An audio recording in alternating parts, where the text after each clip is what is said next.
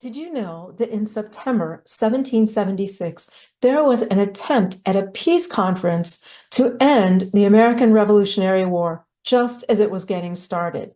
A peace conference not requested by the Americans, but by the British. What? The same British crown that had just deployed 42,000 men and 500 warships to defeat General Washington at New York was now requesting a peace conference. Why would they do that? Well, there's a couple reasons, and maybe one of them was that the British were not as strong as they wanted everyone to believe.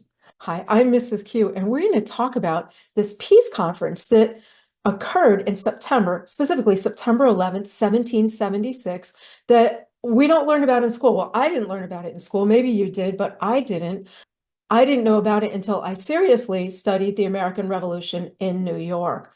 Now, this seems really bizarre that the British, who are in this incredibly superior position, who had deployed what they called the full force and fury of the crown against the Americans at New York, were now requesting a peace conference.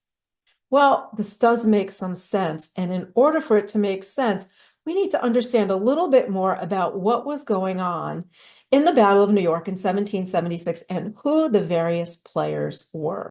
Now, some of you might have watched my videos so far about the battle for New York that occurred in 1776, where I have been following the battle from its start on August 22nd through the most recent battle, which would have been August 29th. Now, the British are fighting George Washington's army throughout Brooklyn or Long Island during that time. Washington is losing all of the battles, and he's withdrawing and retreating. On August 29th, he escaped certain capture and death when he crossed the East River during the middle of the night. There was no moon that night. He and his army successfully crossed under cover of darkness, escaping General Howe's superior forces.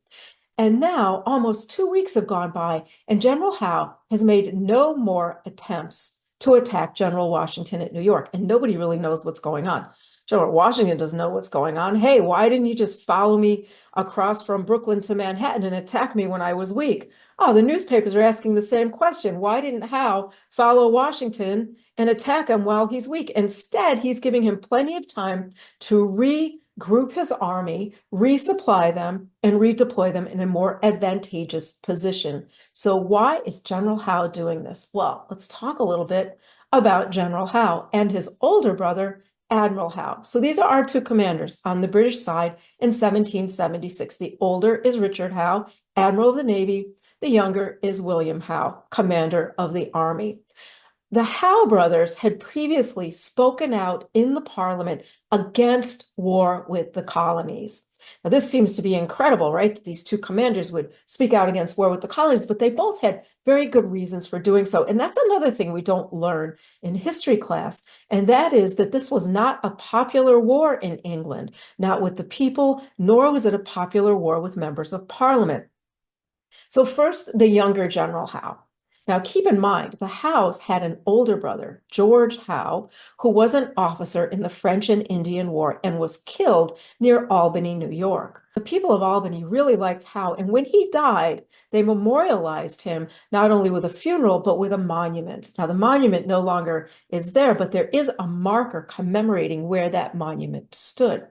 Now, the younger Howe, General William Howe, got up in front of the Parliament, and he said he took no pleasure in the idea of shooting the very people who had so well honored his brother and his family.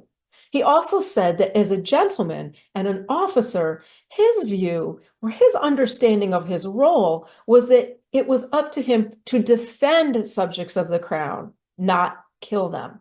So he said this sat very poorly with him, and he suggested a political solution to the problems, serious hearing of the colony's grievances, and a solution in that way, and not a military operation. His older brother, Admiral Howe, said some of the same things, but his concern was a logistical one, that they were going to have to move everything across the Atlantic, cannon, men, weaponry, everything across the Atlantic. He said, this isn't a good idea. He also advised them that their knowledge of the colonies was really only along the shoreline, and that if this war proceeded to the interior, they would be lost. They wouldn't know where they were. They wouldn't know who they could trust. They would have to depend on people here, and they wouldn't know who was working for them or against them. He also suggested some sort of political solution would be better. He also expressed his doubts that the crown could even beat the people of the colonies. He said there are, millions here. Most of them are armed. And he said, they'll fight for what they have built. And if we do subdue them, which he said he doubted could be done, but if it could be done, he said we would now have to occupy them. How could we occupy a land so large we don't even know how large it is? And so the Howe brothers themselves joined up with other members of parliament and suggested a political solution to the problem. So when the Howes arrived in New York in 1776 for the Battle for New York, their number one objective is to try to not fight a war. So the first thing they try is what they call the full force and fury of the crown. Now, over in England, there's also a minister of war. His name is Lord Germain. And Lord Germain knows that if they're going to beat the colonies, they have to do it at New York. First of all, they don't have the money to fight a protracted war. Do you remember those taxes that got us into all that trouble with England in the first place? The molasses and sugar tax, the stamp tax, the Quartering Act, the tea tax, and all of those others. Those were all to try to bail out the failing British economy. London was in deep financial trouble, and they were looking to make some money in the colonies to try to offset some of that. So it's their financial problems in England which have caused the problems in the colonies to begin with. They don't have the money to fight a long war. Minister of War understands this. So his view is, we'll send everything we have to New York and we'll defeat them there. We must defeat them there, because his concern, like Lord Howe, is if this continues into the interior, we're going to be in really big trouble. So the first battle is in Brooklyn. It's August 22nd. You can check out my video about that. And this is when the Americans see the full force and fury of the crown, or as we might call it in our century, shock and awe. And the Howes believe that when the Americans see this, they'll be so terrified, so overwhelmed by British power that they'll surrender. And they don't, showing how much they don't understand the colonies in England, right? As many people here said, they're a distant, corrupt government. They don't know anything of our life here, which was true. It doesn't happen. The Americans fight for a week in Brooklyn and they don't surrender. They don't give up. Now more time has gone by. The British still haven't beaten the Americans. So maybe we'll try a peace deal. And that's what's going on during this delay between August 29th and the next battle, which will be September 15th, an attempt at a peace conference.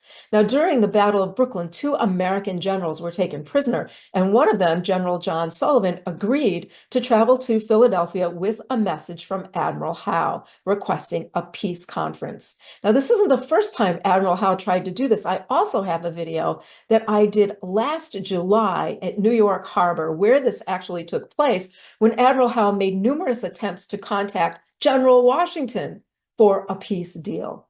And that completely fell through. And you can check out that video to see what that was all about. So Admiral Howe is continuing his attempt to reach out to the Americans to stop the war before it happens.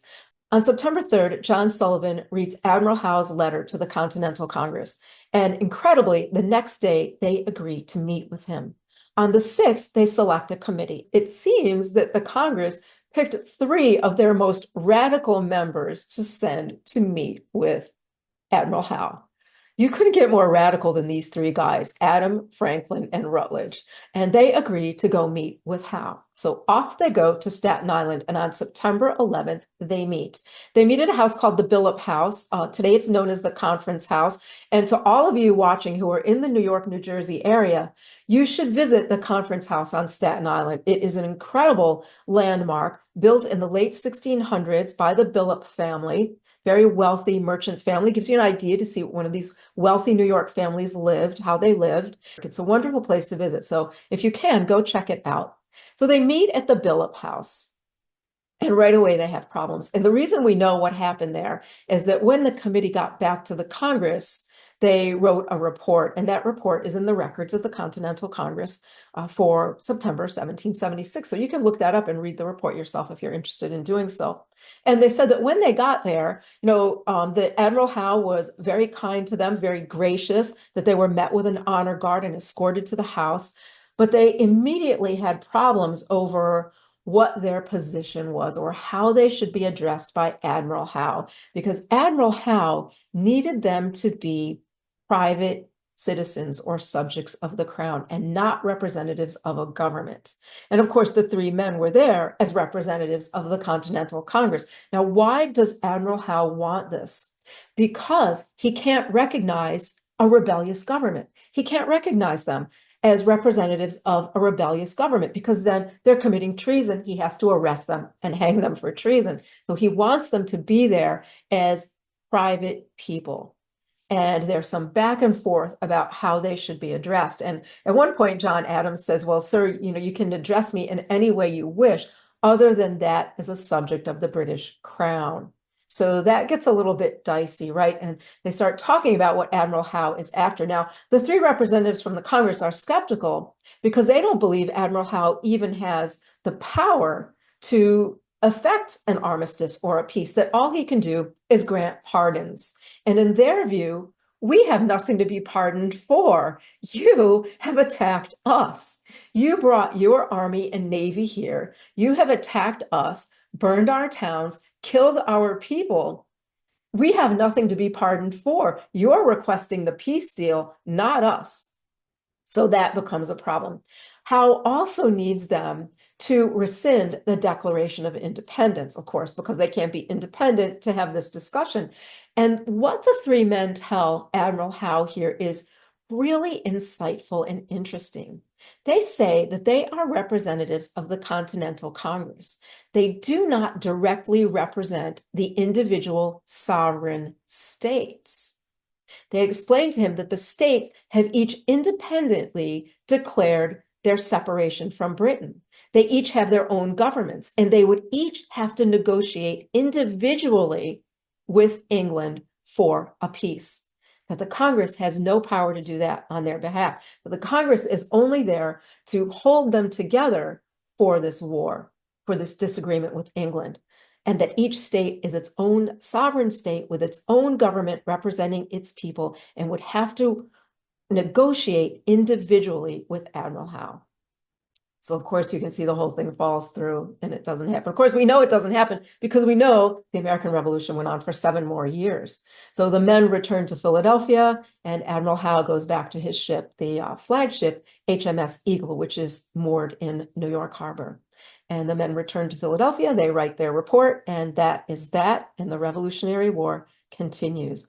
A pretty fascinating story. Now, in a few days, on September 15th, the war will continue, and I'll have a video out about that battle, the Battle of Kips Bay. But keep in mind that a lot of this is still posturing for the English, who, as I mentioned, did not have popular support for the war among the people or in the Parliament, and did not have the money to finance a protracted war against the colonies. So although the English are looking really powerful, they might not be as strong as they seem. So thanks very much for watching. If you like this, please subscribe to my channel, like the video, share it with anyone you know who would like to learn more about the American Revolution.